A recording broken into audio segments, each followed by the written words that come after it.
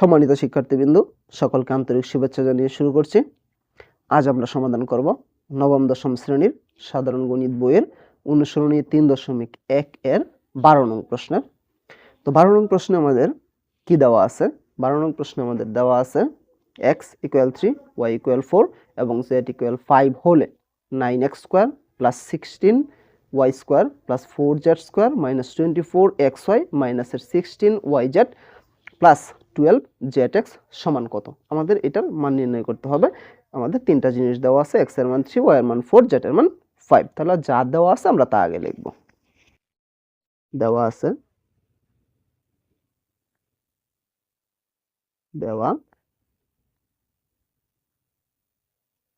আছে কি দেওয়া আছে?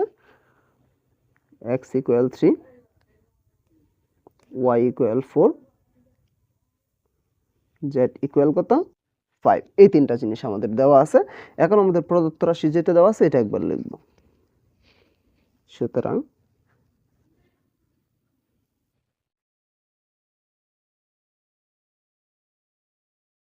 প্রদত্ত রাশি কি আছে? 9x² + 16y² + 4z² - 24xy - 16yz + 12zx। এখন আমরা কি করলাম? প্রদত্ত রাশি যা দেওয়া আছে আমরা তা লিখলাম। এখন আমরা কি করব? এখান থেকে আমরা সূত্র এখানে আমাদের কোনো ব্যবহার করতে হবে না। আমরা সূত্র ছাড়া এটা সমাধান করব। ডিরেক্ট আমাদের x এর মান, y এর মান, z এর মান যা যা আছে এগুলো আমরা বসায় দিব। তাহলে আমরা কি দিব? ইকুয়াল 9 গুণন x এর মান কত আছে? 3। তাহলে আমরা x এর পরিবর্তে 3 উপরে স্কয়ার প্লাস 16 গুণন y এর মান কত আছে আমাদের? 4। তাহলে আমরা দিব 4 স্কয়ার প্লাস 4 গুণন z এর মান কত আছে? 5। আমরা দিব 5 স্কয়ার মাইনাস 24 গুণন x এর মান কত? 3 গুণন y এর মান কত?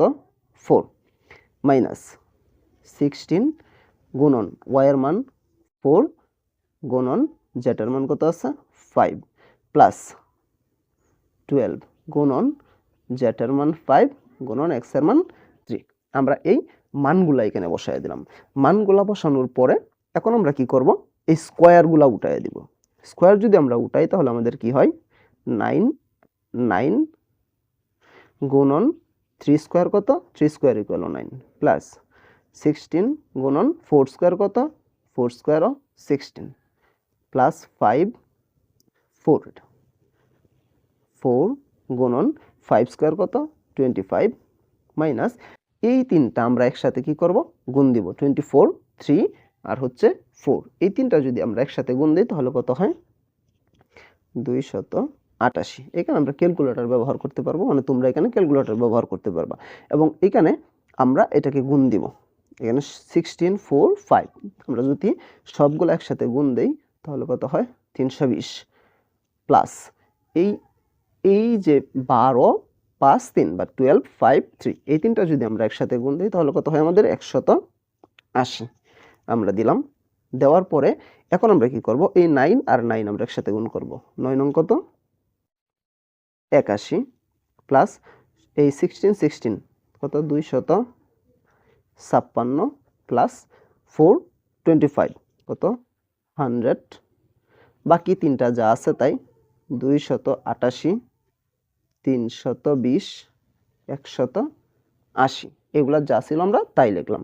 এখন আমাদের এখানে প্লাসের সংখ্যা কয়টা?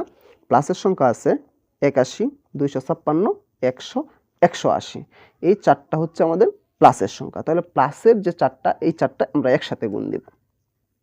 প্লাসের চারটা যদি আমরা একসাথে গুণ দিই তাহলে আমাদের হবে, একসাথে যোগ করব, এখানে যোগ চিহ্ন সবগুলা, প্লাসের সবগুলো আমরা একত্র করব।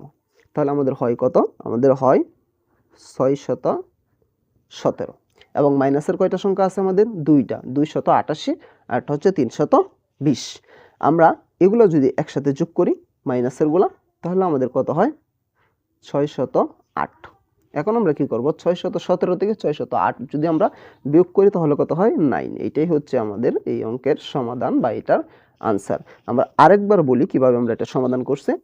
আমরা যা দেওয়া ছিল তা লিখছি। প্রথমে দেওয়া ছিল x সমান 3, y সমান 4, z সমান 5। এরপর আমাদের প্রদত্ত রাশি পুরো লাইনটা যা ছিল এটাই আমরা আরেকবার লিখছি প্রদত্ত রাশি দিয়ে। এর পরবর্তীতে আমরা x এর মান, y এর মান, z এর মান, x এর পরিবর্তে x এর পরিবর্তে 3 স্কয়ার, y এর পরিবর্তে 4 স্কয়ার, z এর পরিবর্তে 5 স্কয়ার, x এর পরিবর্তে 3, y এর পরিবর্তে 4, y এর পরিবর্তে 4, z এর পরিবর্তে 5, z এর পরিবর্তে 5, x এর পরিবর্তে 3, এগুলো আমরা বসাইলাম। এরপরে স্কয়ারগুলো ওঠাইছি, 9 যা আছে তাই 3 স্কয়ার সমান 9, 16 যা আছে তাই 4 স্কয়ার সমান 16, 4 যা আছে তাই 5 স্কয়ার সমান 25। এই তিনটা একসাথে গুণ করলে 288, এই তিনটা একসাথে গুণ করলে 320, এই তিনটা একসাথে গুণ করলে 180। এর পরবর্তীতে 9 নং 81, 16 16 256, 4 25 100, এই তিনটা যা আছে তাই আমরা রেখে দিলাম। এর পরবর্তীতে এই দুইটাকে আমরা এই প্লাসের একটা, দুইটা, তিনটা, এই চারটাকে একসাথে যোগ করলাম 617, এবং মাইনাসের আছে দুইটা, 288 আর 320, এই দুইটা একসাথে আমরা যোগ করলাম 608। 617 থেকে 608 আমরা বিয়োগ করলাম, থাকতেছে 9। এটাই হচ্ছে আমাদের এই অঙ্কের সমাধান বা এটার আনসার। আমি আশা করি আমি বোঝাতে পেরেছি। তারপরেও যদি কারো কোনো সমস্যা থাকে আমাকে কমেন্টে জানাতে পারো, আমি সমাধান করার চেষ্টা করবো ইনশাআল্লাহ। পরবর্তী কোনো ভিডিও নিয়ে তোমাদের মাঝে অবশ্যই আসবো। সে পর্যন্ত সকলে ভালো থাকবা। আল্লাহ হাফেজ।